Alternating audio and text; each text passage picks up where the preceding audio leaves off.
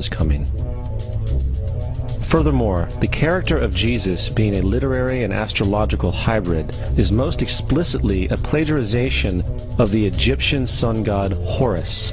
For example, inscribed about 3,500 years ago on the walls at the Temple of Luxor in Egypt are images of the Annunciation, the miracle conception, the birth, and the adoration of Horus. The images begin with Thoth announcing to the Virgin Isis that she will conceive Horus, then Neph, the Holy Ghost, impregnating the Virgin, and then the virgin birth and the adoration. This is exactly the story of Jesus' miracle conception. In fact, the literary similarities between the Egyptian religion and the Christian religion are staggering.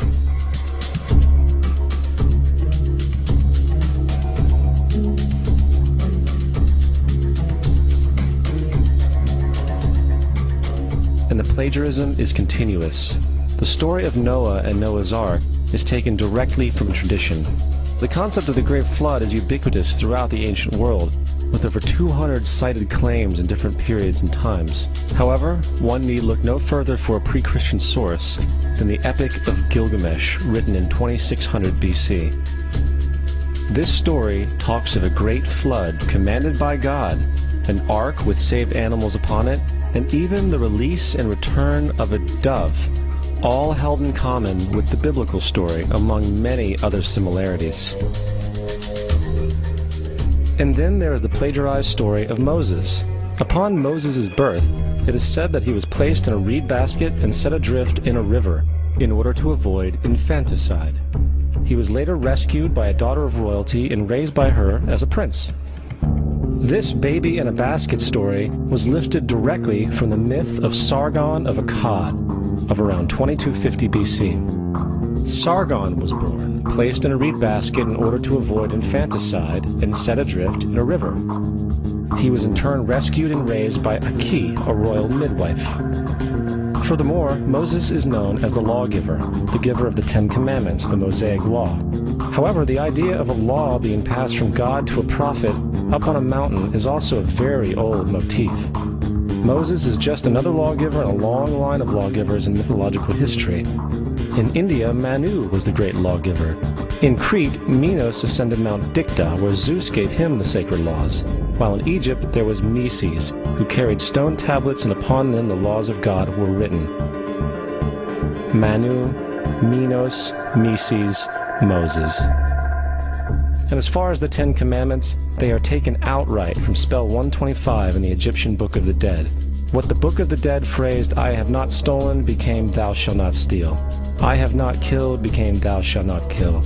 "I have not told lies," became "Thou shalt not bear false witness," and so forth. In fact, the Egyptian religion is likely the primary foundational basis for the Judeo-Christian theology. Baptism, afterlife, final judgment, virgin birth, death and resurrection, crucifixion, the Ark of the Covenant, circumcision, saviors, Holy Communion, Great Flood, Easter, Christmas, Passover, and many, many more are all attributes of Egyptian ideas long predating Christianity and Judaism.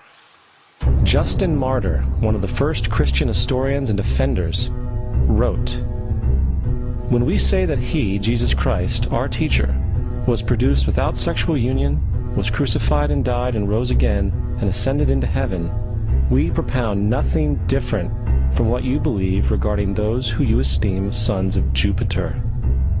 In a different writing, Justin Martyr said, "He was born of a virgin, accept this in common with what you believe of Perseus." It's obvious that Justin and other early Christians knew how similar Christianity was to the pagan religions. However, Justin had a solution. As far as he was concerned, the devil did it. The devil had the foresight to come before Christ and create his characteristics in the pagan world. Fundamentalist Christianity, fascinating. These people actually believe the world is 12,000 years old. Swear to God. I actually asked one of these guys, okay, dinosaur fossils. He says, dinosaur fossils? God put those here to test our faith.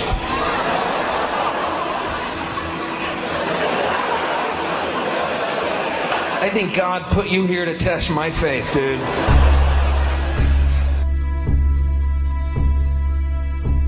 The Bible is nothing more than an astrotheological literary hybrid, just like nearly all religious myths before it. In fact, the aspect of transference of one character's attributes to a new character can be found within the book itself. In the Old Testament, there is the story of Joseph. Joseph was a prototype for Jesus. Joseph was born of a miracle birth. Jesus was born of a miracle birth. Joseph was of 12 brothers. Jesus had 12 disciples.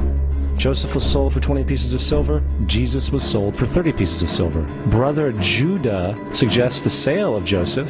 Disciple Judas suggests the sale of Jesus. Joseph began his work at the age of 30. Jesus began his work at the age of 30. The parallels go on and on. Furthermore, is there any non-biblical historical evidence of any person living with the name Jesus, the son of Mary, who traveled about with 12 followers, healing people and the like? There are numerous historians who lived in and around the Mediterranean, either during or soon after the assumed life of Jesus. How many of these historians document this figure? Not one.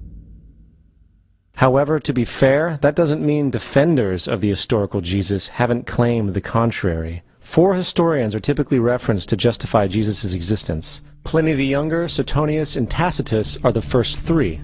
Each one of their entries consists of only a few sentences at best, and only refer to Christus or the Christ, which in fact is not a name but a title. It means the Anointed One. The 4th source is Josephus, and this source has been proven to be a forgery for hundreds of years. Sadly, it is still cited as truth. You would think that a guy who rose from the dead and ascended into heaven for all eyes to see and performed the wealth of miracles acclaimed to him would have made it into the historical record. It didn't, because once the evidence is weighed, there are very high odds that the figure known as Jesus did not even exist.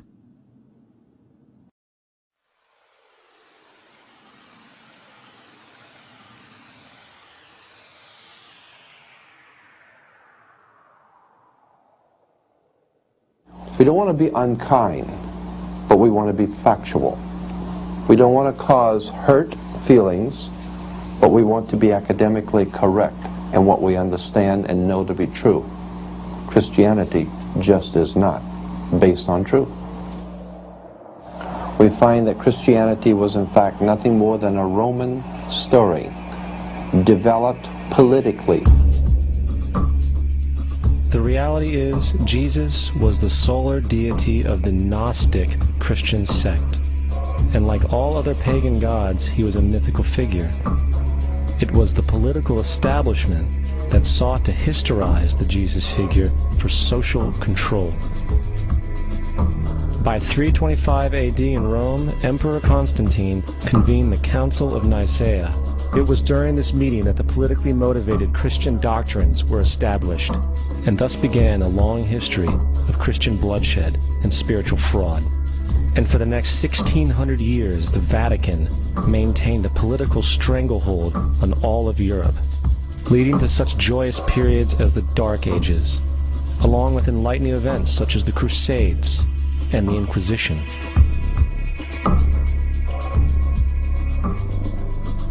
Christianity, along with all other theistic belief systems, is the fraud of the age. It serves to detach the species from the natural world, and likewise each other. It supports blind submission to authority. It reduces human responsibility to the effect that God controls everything, and in turn awful crimes can be justified in the name of a divine pursuit.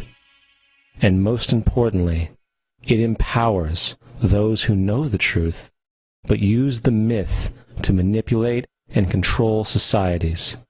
The religious myth is the most powerful device ever created and serves as the psychological soil upon which other myths can flourish.